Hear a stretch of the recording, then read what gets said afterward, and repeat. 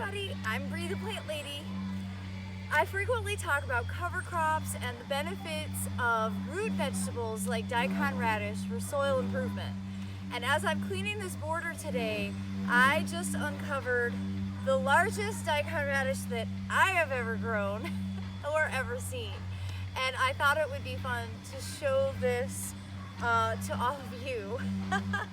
All right, these are actually, I think, self-sown, and I just haven't really walked over to this side for a while.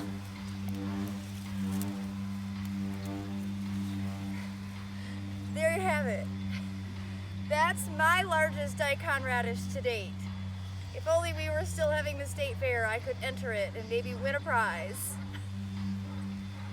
You can definitely see why Daikon Radish is called a tillage radish or a clay buster, because you sprinkle the seeds and these gigantic root systems literally break through your soil, increasing drainage, and ultimately you can break off the foliage, let it decompose in place, and as that breaks down, it helps deter root knot nematodes. So there's a double reason to sprinkle some Daikon radish seeds throughout your borders.